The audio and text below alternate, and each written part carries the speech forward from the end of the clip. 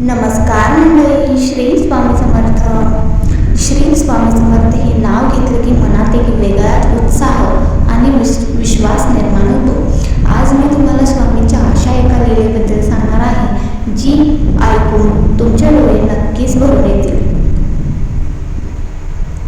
अक्कलकोटमध्ये स्वामींचे दर्शन घेण्यासाठी हजारो लोक येत. श्रीमंत लोक मिठाई, सोन्याची नाणी आणि महागड्या वस्तू घेऊन येत. पण तिथेच एक गरीब शेतकरी होता ज्याच्याकडे स्वामींना देण्यासाठी काहीच नव्हते बरं का. त्या गरीब भक्ताचे नाव होते रामा. रामाकडे फक्त 2 बाजरीच्या भाकरीने थोडासा ठेचा होता. त्याला वाटलं मी ही साधी भाकरी स्वामींना कशी देऊ, ते तर एवढे मोठे महाराज. तो भक्त लांब एका झाडाखाली बसून रडू लागला. तिकडे मठात स्वामी अचानक अस्वस्थ झाले. त्यांनी मोठ्याने ओरडून सांगितले, अरे मला भूक लागली आहे. माझा भक्त बाहेर झाडाखाली बसला आहे, त्याला घेऊन या.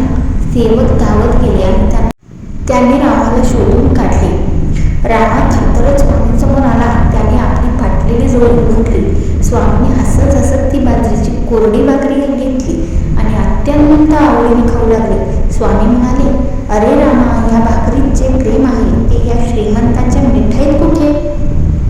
नंतर स्वामींनी भाकरी खाल्ल्यावर रामाच्या रिकाम्या झोळीकडे पाहिले. घरी गेल्यावर रामाने पाहिले तर त्याची झोळी धान्याने भरलेली होती आणि त्याच्या घरात कधीही अन्नाची कमतरता भासली नाही. तर या गोष्टीतून आपल्याला काय घ्यायचं आहे की भक्तांना स्वामींना तुमच्या संपत्तीची नाही तर तुमच्या भावाची आणि प्रेमाची गरज असते.